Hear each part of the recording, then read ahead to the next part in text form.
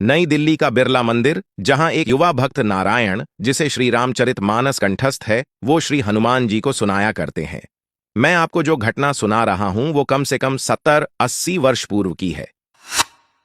देश भर से आए अनेकों भक्तों का साक्षात्कार लेने के बाद प्रसिद्ध उद्योगपति जुगल किशोर बिरला जी ने इन नारायण जी को अपने मंदिर में रामकथा बजरंगबली को नित्य सुनाने के कार्य पर नियुक्त कर लिया।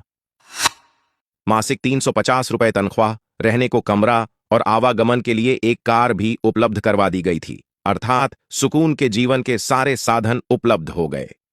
धीरे धीरे नारायण जी का विवाह हुआ, संतान हुई और बिरला मंदिर में रामकथा सुनाने का उनका कार्य आनंद से चलता रहा। अब ये जो जुगल किशोर बिरला थे, इनके गुरु थे महाराज जी, जिन्हें आप सभी श्री नीब करौरी बाबा के नाम से भली भांति जानते हैं। बिरला जी ने अपने गुरु से निवेदन किया कि एक युवा भक्त है जिसे रामचरितमानस कंठस्थ है और वो दिल्ली के अपने मंदिर में नित्य कथा सुनाते हैं।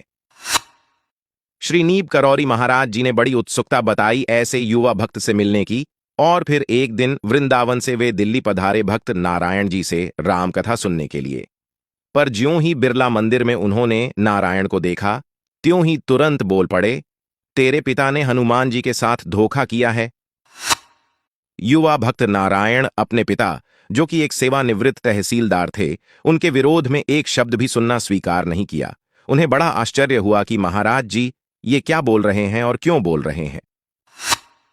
परंतु उन्होंने मन में निश्चय किया कि अगर महाराज जी की बात सत्य सिद्ध होती है कि मेरे पिता ने हनुमान जी को कभी धोखा दिया है, तो मैं उसी समय श्री नीब करौरी महाराज जी का शिष्य बन जाऊंगा। तो साहब ये नारायण जी आए अलवर राजस्थान, जो इनका गृह क्षेत्र था, और अपने पिता से कहा, पिताजी एक सिद्ध संत से भेंट हुई मेरी दिल्ली में, जो आपको हनुमान जी का गुनाहगार बता रहे हैं, आपको धोखेबाज बता रहे हैं। जैसे ही वो सेवानिवृत्त तहसीलदार साहब ने ये बात सुनी, वैसे ही उन्होंने अपनी आंखें मूंद लीं और वे 25-26 वर्ष पूर्व की उस घटना वाले दिन में पहुंच गए जहां उनका जीवन हमेशा के लिए बदल गया था। आइए हम भी उस दिन के बारे में थोड़ा सा जाने कि आखिर हुआ क्या था। एक चरवाहा बकरियां चराते हुए सीमा से बाहर जाने लगा। तब ये तहसीलदार साहब ने उन्हें सीमा पार करने से रोक दिया और समझाया कि यहां बकरी चराने की मनाही है। अब क्योंकि वो दो ही लोग थे उस सुनसान जगह पर, तो स्वाभाविक है आपस में बातें होने लगीं। बातों बातों में चरवाहे को पता चला कि तहसीलदार साहब के यहां संतान नहीं होती, सारे जतन कर लेने के बाद भी। बाबूजी, तुम दौसा के बालाजी हनुमान मंदिर में जाकर प्रार्थना करो, देखो तुमको बच्चा जरूर मिलेगा। क्या पता चरवाहे की शुद्ध सीधी सादी बात थी या भगवान की इच्छा।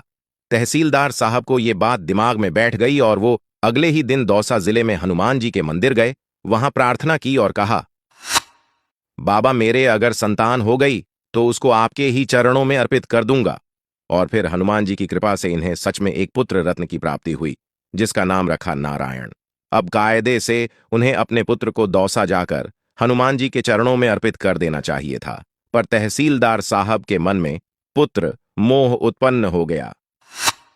भगवान मुझे क्षमा करना, अभी मेरी संतान को आपको अर्पण नहीं कर पाऊंगा, कहकर और धन्यवाद झांपिट करके वो लौट आए। शिशु नारायण धीरे धीरे बड़ा होता गया, और क्योंकि हनुमान जी महाराज की कृपा से इसका जन्म हुआ था, तो इसमें एक अद्भुत क्षमता प्रकट हुई।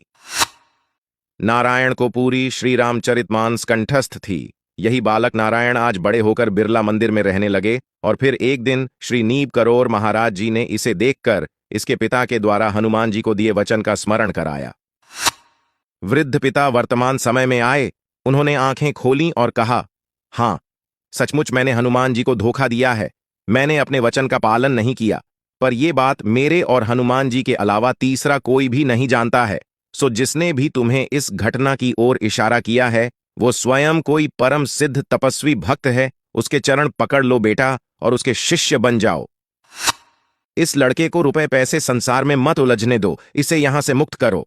महाराज जी ने उद्योगपति बिरला को आदेश दिया। नारायण की पत्नी और संतान के लिए मासिक धनराशि की व्यवस्था भी करवाई और नारायण को तुरंत मंदिर से सेवा मुक्त कराकर अपने साथ दिल्ली में ही मेहरौली में एक गुप्त साधना स्थल पर ले आए, जो एक हनुमान मंदिर था। वहां उन्होंने तप करने और रामकथा करने की आज्ञा नारायण को दी और साथ ही कहा, एक भी पैसा किसी से स्वीकार नहीं करना और हर नवरात्रि में बड़ा भंडारा करना। भक्त नारायण को बड़ा आश्चर्य हुआ कि पैसे भी नहीं लेना है, दान में और साल में 2 बड़े भंडारे भी करना है, यह संभव कैसे होगा? पर यह संभव हुआ और हजारों की संख्या में दोनों नवरात्रि के समय इस गुप्त दिव्य स्थान पर भंडारे के आयोजन में भक्तों ने मन भरकर प्रसाद पाया। युवा नारायण भक्ति करते करते और गुरु आज्ञा पालन करते करते नारायण बाबा के नाम से जाने गए। 44 वर्ष की आयु में साल 2020 में इसी मंदिर में इन्होंने देह त्याग की। यूं तो ये दिव्य स्थान दिल्ली जैसे विश्व प्रसिद्ध शहर में है, पर इस स्थान के दर्शन वो ही भक्त कर सकता है जिसे महाराज जी चाहते हैं। दर्शन करवाना केवल आपकी इच्छा और आपका हठ यहां काम नहीं करेगा। मोर मन प्रभु अस विश्वासा, राम ते अधिक राम कर दासा। देखिए ना, राम भक्त महाराज जी ने ना जाने कितनों के जीवन तार दिए और आने वाले समय में कितनों को ही भगवान की शरण में ले जाने वाले हैं। ऐसी कम सुनी गई दिव्य सत्य घटना आप पाठक मित्रों के सामने रखने में अत्यंत हर्ष का अनुभव हो रहा है।